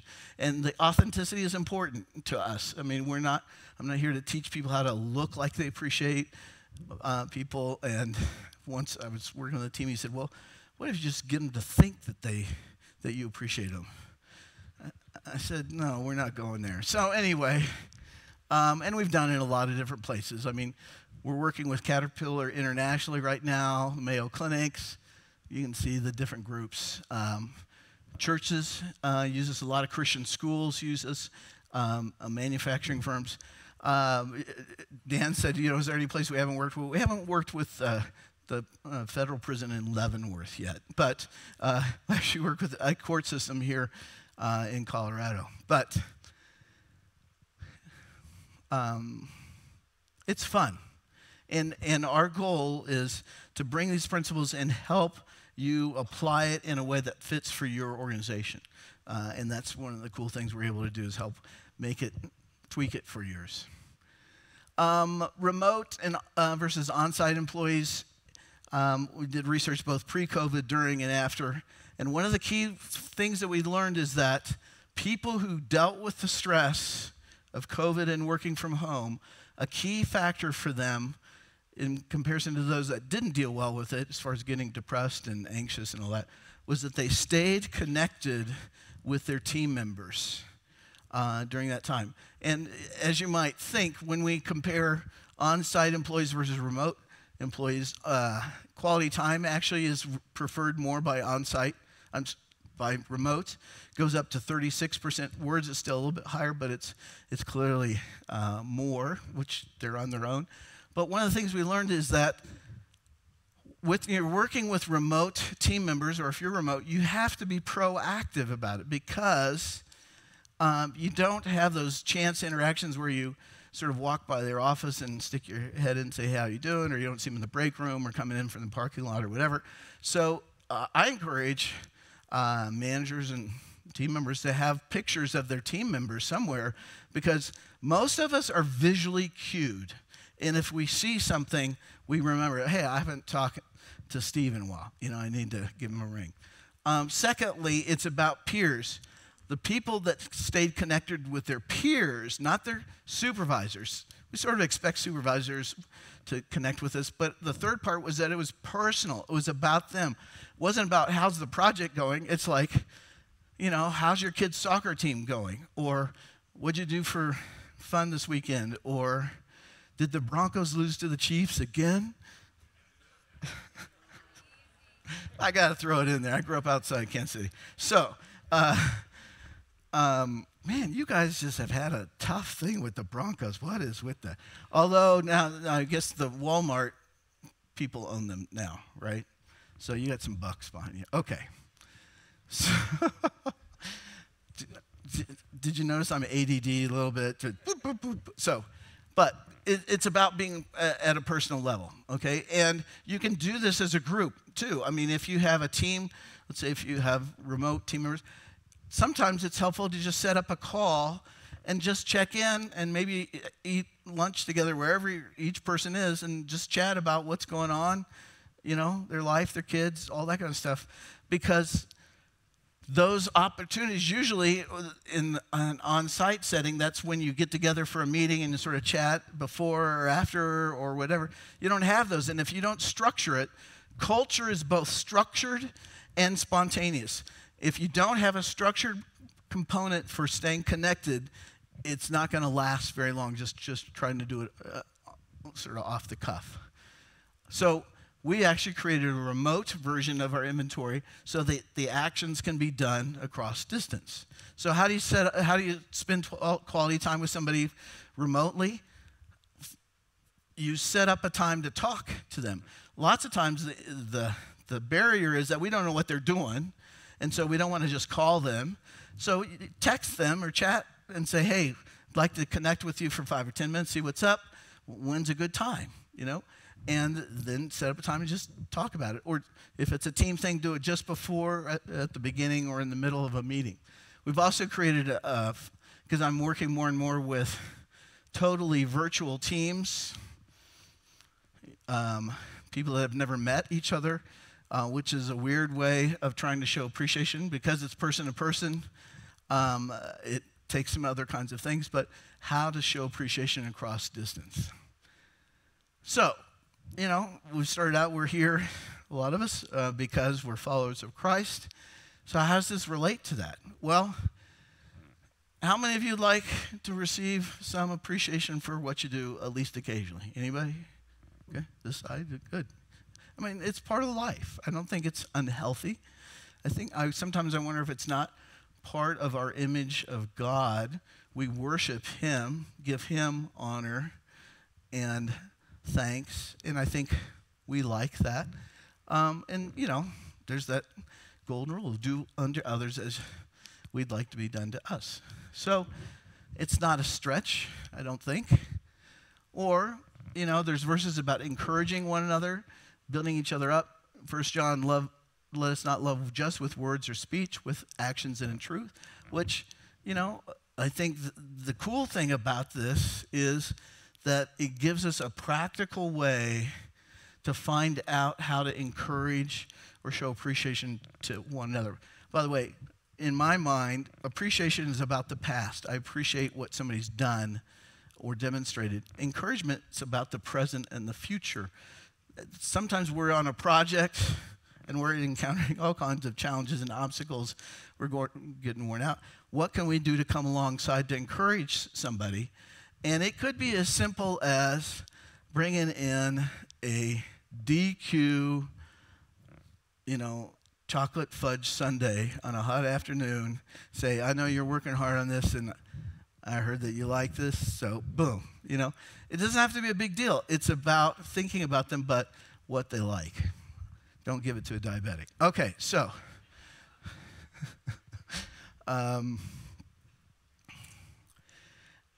And to me, this has been a vision of mine from the get-go, is I would like the 5 languages of appreciation be a tool that those of us that are followers of Christ can use to practically show the love of Christ to the people we work with. I think that's one of the biggest challenges for Christians today. We're like, how do I demonstrate my faith? We've sort of moved out of the 80s, 90s, maybe early 2000s where, you know, you're supposed to talk about it and all this kind of stuff. And it's like, dude, they just need to know that they're loved. And how do you do it in a way that's appropriate and that hits the mark? And to be honest, the secular world of work has grasped and adopted this far more than Christian organizations. When I first started out doing this, had people come and say, tell me stories about how bad their boss was or what a toxic workplace they worked in. So I did research on toxic workplaces and wrote a book. And the worst stories were from churches and ministries. It was really sad. And partly because we think, we're doing this for the glory of God, and you don't need to be, we don't look for the praise of men. That's true. We shouldn't do things for the praise of men, but it's still nice to know that somebody notices what we do and values it. And anyway, I think the leadership in the world, because there's such a void there, they're trying to fill it with feeling valued in work, which will get them so far. You and I know that only gets you so far, but it's a way that we connect with them. And we can talk about that more later. Next steps, remember I try to be practical. Explore the resources you use with your team members. We brought books out here. I'm selling for $10, which is like they retail for $17, usually $14 online. We got paperback, there's ebooks. I got audiobooks that are like CDs. Selling them for $5 because not many people have CD players. So if you want it, just get it. You can buy codes for taking the inventory, and you can get a flyer and find out about that. And the industry-specific ones. We developed, one of the things, I grew up professionally in the not-for-profit and social service world where people give a lot, but there's not much money for training. So I wanted to create low-cost training resources. So we've created a Train the Trainer course that one of your team or an HR person, or if you're a consultant, you can go, and it takes about 2 hours to go through the training, and then there's a whole kit of videos, handouts, slide decks that you can use, and you can use it repeatedly with different teams. And then at our website, Appreciation at Work, we've got a bunch of free articles, videos, podcasts, all that kind of stuff, so check that out. So here's the way I want you to get practical, and we're going to do questions and talk and stuff, okay? I want you to think about somebody that you're going to start with, and there's 3 groups that seem to be most relevant. First of all, if there's somebody, I think there probably is, that if they didn't do what they do, your daily work life would be tougher, right? It's like whether it's an assistant or a partner or leader, whatever, it's just like they are your right-hand person or your team member, and if they didn't do that, it'd be good to let them know that you value what they do. Second group, remember there was a statistic, 79% of the people who leave a job cite a lack of appreciation as one of the main reasons. If you have a key team member that you don't want to lose, you better make sure that they know that you appreciate and value them, or otherwise they're on the trading block or somebody's trying to ping them and get them. Okay? Third group are people that are discouraged. People that are working hard, they're doing the best they can, but they're running in those blocks. What can you do to encourage them? And, generally speaking, if you don't know their language, don't ask them. But I think you use just words, do it privately, and it's not going to be offensive to them. Don't, sort of just jump on it in a big thing. So think about it. And I really want you to either write down their initials or their name or have it in your mind. I want you to have a person in mind that you're going to start with. One of the things, I could make up statistics like some people do, but I'll tell you the principle is true. We know that if you learn something that you want to try and apply, if you don't take the first step within 24 to 48 hours, the likelihood of you ever doing it goes way down, okay? So if this is something you're interested in, saying, this is good, do this, think of that person. What do they do? Be specific about what they do, and then figure out how and when, whether it's talking to them or write them a note. Okay? Give me a nod or something if you're with me on that. All right, good. I'm going to send you the handout version of the slides. We had an article written about us in the New York Times that I'll send you that was sort of fun and cool. It was actually about a company of miners in South Dakota and Colorado, that they use our stuff and they put stickers of our languages on their helmets. I'll send you a sample report, a group summary report, and information about the training and all that. Last comment, just be thankful for the team members with whom you get to work. I'm sure you have quality people with you, and there's people that need to grow.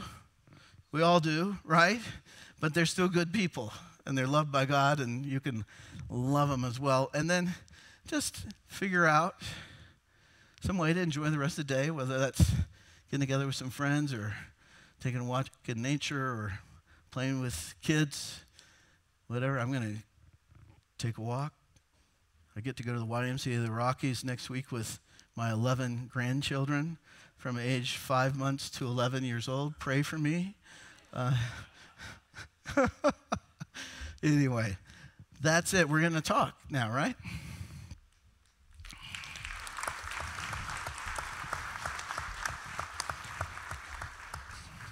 All right, I have a couple panelists that are going to come up, and we're going to do a quick Q&A. So can we just one more time for Dr. White? Thank you. Thank you.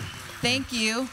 Jackie, Leland, will you guys make your way up? I love taking notes. Biggest takeaways, I think we heard this a lot. People stay because they are connected to people, not the organization.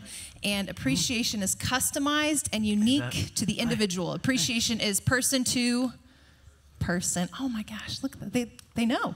They know. Their life is never going to be the same again. There we go. Well, hey, I want to give this wonderful panel. We know Dr. White. Really quick, Jackie and Leland, will you guys introduce yourselves to us? Sure.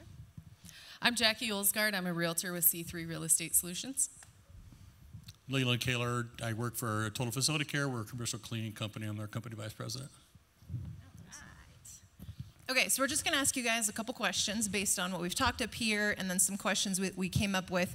You, Dr. White, kind of started to mention about this concept of using the 5 love languages, so words of affirmation, quality time, acts of service, and tangible gifts in a digital age where a lot of employees work remotely, and or as the leader, I'm not often in the office because my role requires me to be out in the community or out of the office majority of time. What are some other ways besides just that quality time? And Jackie, I think you can speak to this because your clients are everywhere. But what are some other ways that you guys have learned to appreciate employees and or clients in a digital age? You guys want to start? Go ahead. Well, thanks, Nikki. Yeah, I accept this question in 2 different ways, both as an agent working alongside 180 other realtors and then clients that we're all serving on a day-to-day basis. And I think working within an organization, some of the practical things that we do at C3 is birthdays, milestone work anniversaries, or farewells. We put e-cards out, and it circulates through the company for a few days before it goes out to that particular person. But a personal experience with that is when I transitioned out of my role on staff as marketing director for C3 into my role as a realtor, they had a little farewell. And I'm not kidding you, that digital card was probably 15 or 20 pages long of just words of encouragement and affirmation. And I started to open that in the midst of a workday. I'm like, wow, I got to shut this down because I got stuff to do and people to see. But just so encouraging. Half of our agents work remotely, so from home, and half are in the office. So we rub shoulders with a few, and a lot we hardly ever see. But you heard and got to feel that care from people that, we aren't rubbing shoulders with every day. They're out in the workplace. And so that's one tangible way that we do it, working in such a digital age. Let me tag on to that, just so you heard that it was not just people signed the card, but they sent messages. There's sort of a joke in my office. We'll get a card from a company and everybody has signed it. And it's like, well, I don't know those people. So it's about the personal message. That was the meaningful part, right? Absolutely. Yeah. Absolutely. I'm just trying to turn this on. I guess this is actually running. So at Total Facility Care, we're very similar. So we operate in 3 states, virtually 24/7. So it really makes it a challenge to be able to get with people at a personal level. But for us, it's been, if I could give any encouragement, first off, it's an ROI factor, right? So we all want to reduce turnover, we want to increase productivity, we want to have better team members and better product for our customers. So we started with culture, then we went through what Dr. White had talked about. Look, have a plan, be intentional. So one of the things we do is that 8 times a year, again, we measure it, track and measure. What gets measured gets done. So we recognize our team members 8 different times a year, because if we don't track and measure it, a week becomes a month, becomes a quarter, it doesn't happen. And those range from a letter or a note I would write on their anniversary to where the team member would select a gift, something anywhere ranges from a paid day off to a gift card or to whatever their choice would be. And then those are hand delivered to the team member with that note from myself. So that would be that things on annual. And then we'll do some things that are kind of special, that are just they're just quirky, but they're weird. I can remember when I first started at Total Facility Care, laying on my desk one day when I walked in was a $100,000 candy bar with a note. And we gave it to every team member, not just me. I just happened to have gotten started. And the note said that we feel like we hit the lottery by hiring you and getting to work with you. It was just meaningful, you know. And on the team members' birthdays, we will hand deliver to them a birthday card that's signed by the leadership team, along with a package of cupcakes. $5. It's a small thing, but we do very humbling work. It's really important that our team members know that they are appreciated and that we take care of some of you guys' buildings that are in here. We work real hard on making sure that we get that done, but we can't do it without our team members. And the other thing that I'd like to share a little bit about is that listen to the things that aren't being said, right? So I observed one of our leaders the other day. We'd had some turnover, team members stretched. That team member recognized where his direct support, his subordinate was at, and said, Tennessee, we kind of need to talk for a second. It seems to me that your sideboards are your plate's full, right? So we need to talk about what's going on with you. And this person's a single mom, 2 kids. She needed to have a little bit of help and to know that things were going to be okay. And then what can we do to be able to take the things off of her plate to do that? And then another example is selfishly as a leader, one of the things that I had also done is the team member, my direct report, one of our operations managers was doing that. I'd ask him, I says, hey, what can I take off of your plate? And he gave me pushback, said nothing, you know, big, strong, we're going to do this, all this stuff, we don't want to look weak. I had to tap the badge that says, it doesn't work for me. I'm taking this and this off of your plate because I recognize that his value to the organization is a lot better to be a strategic thinker than it is to be somebody that was in the weeds getting the things done. So selfishly, it's an ROI factor too, right? I want to retain these team members, I want to get our customers taken care of, and we want to make our work lives easier. So I want to encourage folks that when it comes to team member appreciation and recognition, the ROI is astronomical. Start with culture, be intentional, and measure it. Yeah. That's really good. Leland, can I ask a follow-up question? How long did it take you guys, and who worked with you and helped you kind of to develop that appreciation plan where you track? Well, we're a collaborative team, so on a regular basis, we get together as an organization and say, okay, what do we need to do to be able to help our folks? So there's numerous iterations that have happened along the way to be able to get that done. When it comes to culture, we were intentional about coming up with, these are the things that we value. You know, we're unapologetic that we'll say we aspire and manage this company to these Christian values. Servant's heart, appreciation, family, recognize. So when we put that together, we literally had that for a year as a leadership team before we ever rolled it out to our team. The goal was I didn't want to be a hypocrite. So when we rolled it out to the team, we wanted the team to be able to go, that's exactly what Phil does. That's who Tennyson is. That's who Leland is.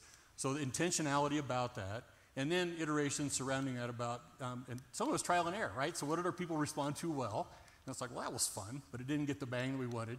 But we kept shooting, we kept trying, because some of the things we do in business is aspirational, right? And some of it's practical. So where's our people at? So we've always had that practical approach in order to be able to help us to get to the aspirational expectation we want to be. That's good. I think I've never been a part of a company that didn't have mission, vision, and values, but I have rarely found a company that says we're going to be strategic and track how we thank our employees and celebrate them. So I think that's huge. And then, Dr. White, I'd say, do you think that could be applied across virtual, present? I mean, employees that are present, employees that are virtual. Yeah, one of the things that we have learned is that, especially for teams that are primarily remote or virtual, is that a number of years ago I was hired by a big tech company to try to do appreciation with an international team that had never met. And I was not sure it was going to work, and it didn't, because it felt weird to show appreciation for a person that they didn't know. I think you can show recognition for performance for a team member that you don't know. And what we've learned additionally since then is that some new neuroscience is showing that the kind of interaction and meaning that occurs in person communication versus face-to-face electronic communication is different, qualitatively different. I mean, how many of you interacted with somebody remotely and then you meet them and they're either shorter or taller than you thought, or you just see them in a context interacting with some other people and it's like, wow, that's not how I see them on the group chat. And so one of the things I've moved to is for teams that are largely remote, you need to get together at least occasionally, part of the team, because that's where trust, communication, empathy really develops. It's limited. I mean, Zoom and all that's good, but it's limited. And so at least part of the team, get them together occasionally. And I think you're going to see a real benefit from that as far as people being connected. Yeah, that's good. Is there anybody in the crowd where maybe it's you and one other person in your business? And that's kind of it. Okay, so a couple individual business owners. One thing that I'm trying to practice, because when they're up here talking about team, I'm like, well, there's me and there's one other person. So what does this look like? But then when I start to look outside of myself, I start to realize, well, I'm getting marketing help from somebody. I'm getting training from somebody else. I'm getting networking connections from somebody else. And so a part of that is also me going out of my way to thank those people that are getting me to where I am. And oftentimes those are the people that aren't thanked a lot because they just deliver a service. And then I pay them, and it's that exchange of energy. And so I'm really trying to practice in my own life in small ways, looking out and saying, I'm not just a 1.5, 2-woman business. I'm actually surrounded by a community of people that are remote and local that are helping me become and get to the place I want to be. So, and again, I can find ways to get to know them just enough where I can customize that gift or that thank you or that ask you, that thank you, and make it more meaningful for them. So it's just an encouragement. If you don't have a huge team, this still applies to us and the work that we do and who we are in our community. Okay, you guys, we're going to wrap up on time. Leland, I did want to ask you one more question.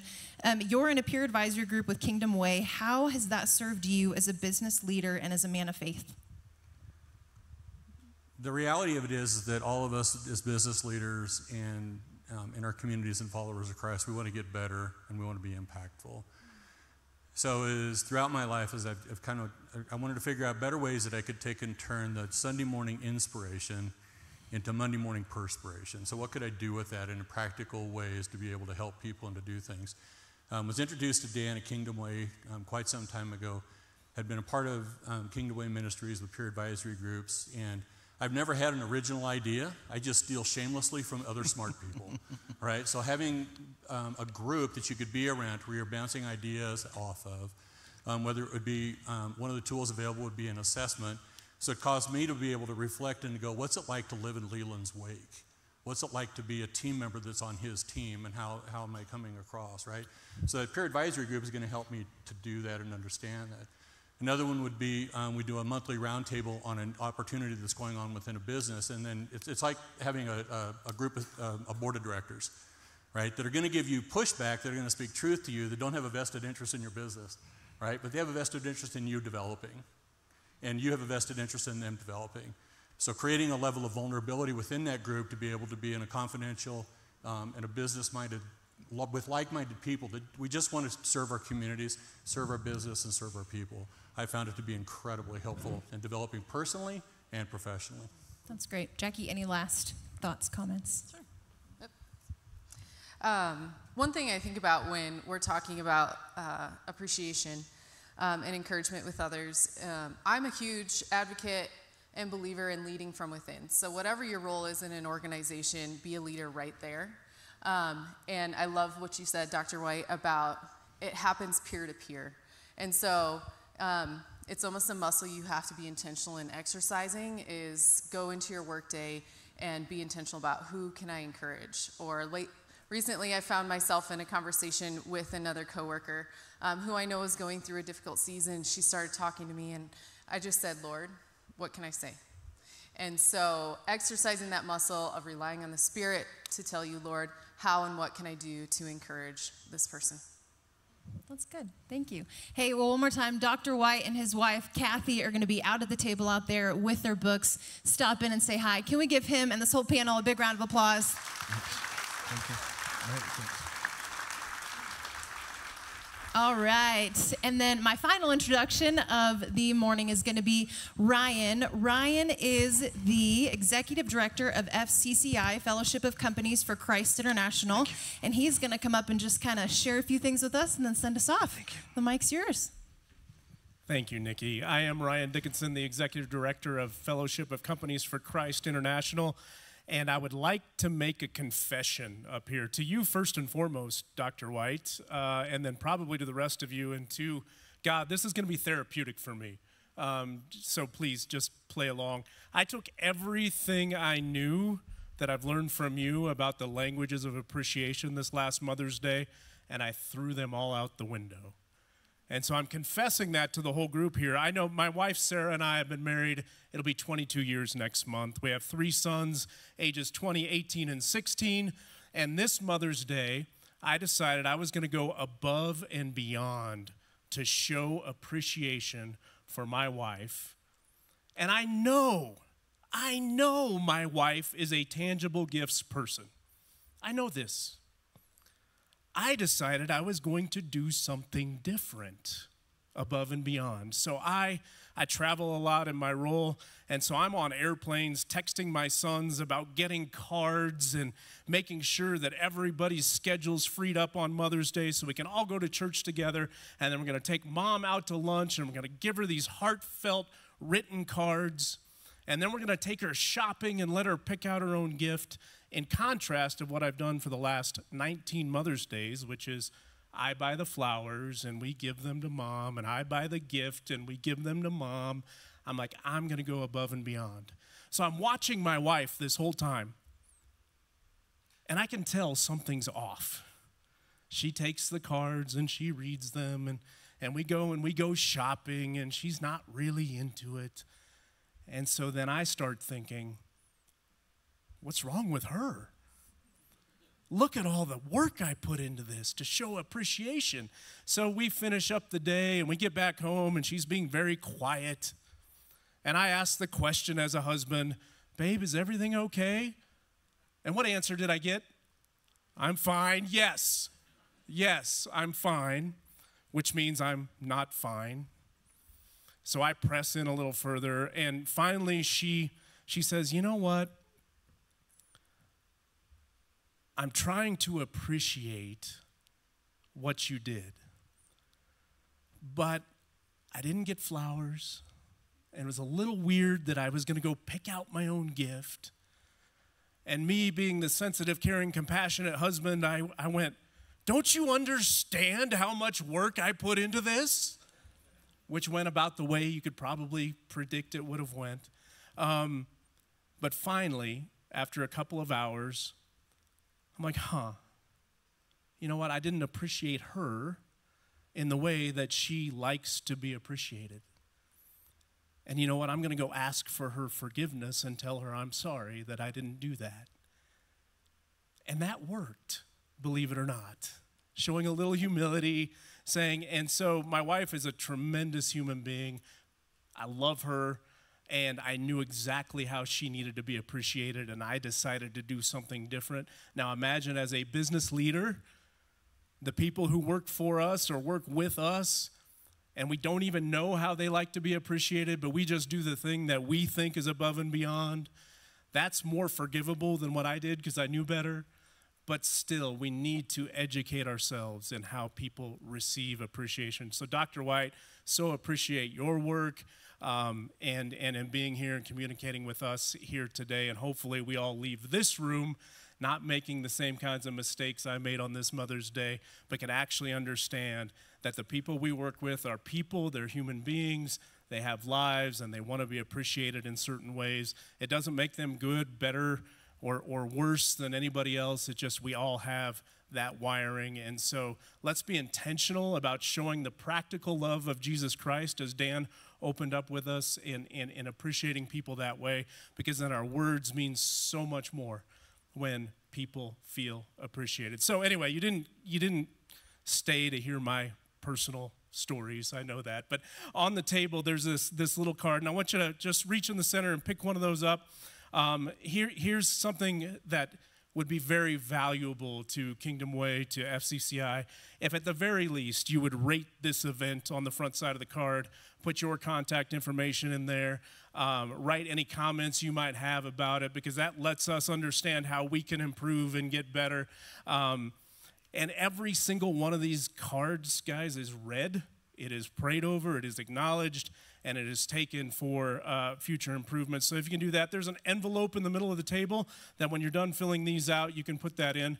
But I want to draw your attention over to the right side of the card, because had I had somebody speaking into my life about the decision I decided to make on Mother's Day before I made that decision, I may have made a different decision. The same thing happens in business. And Leland, I really appreciated your testimony around the peer advisory councils, having that group of like-minded, like-hearted peers that you can bounce ideas off of and have them speak to you. So those choices are, you can engage in leadership coaching, you can engage in peer advisory councils, and I'd love to introduce our coaches that are here today. Dan Hardy, are you in the room?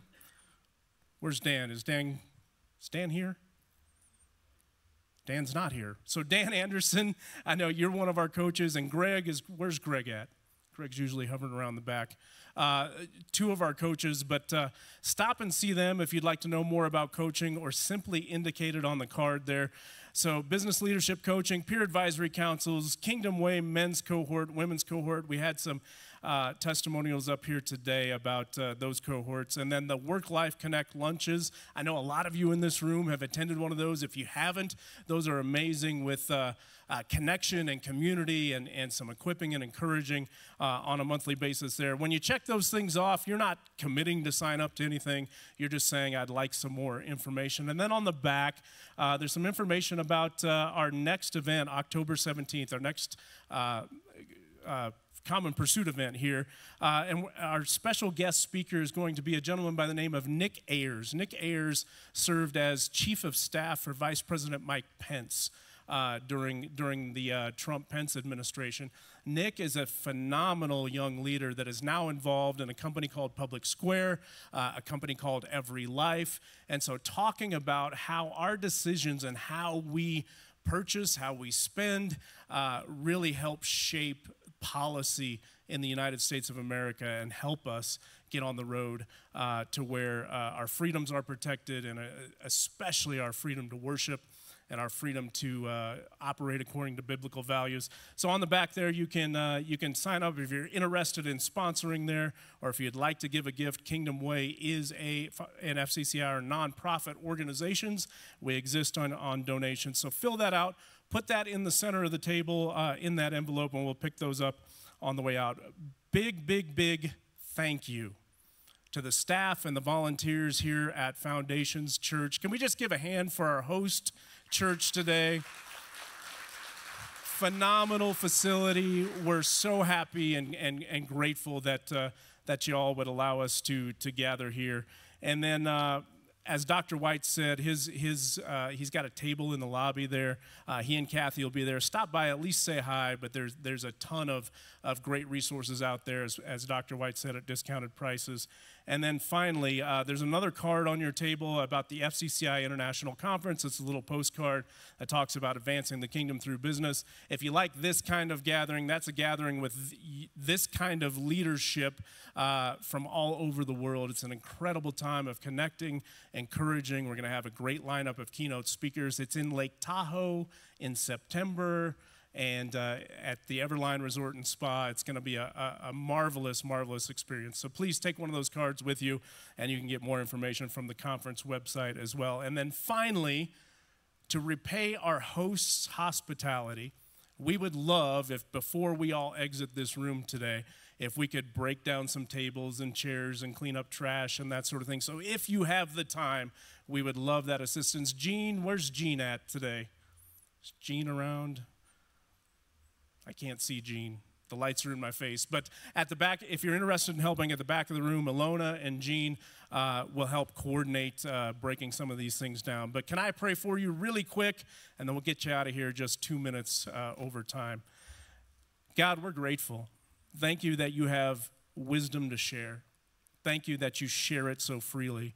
Thank you that you've brought these leaders together, these women, these men, to pursue you in the marketplace, to understand that we have a calling and that we're to step forward in faith and that we're to be excellent in the things we do because we represent you, Lord, so we can have a kingdom impact and, Lord, ultimately teach others how to do the same. So, God, I ask your blessing over every single person here.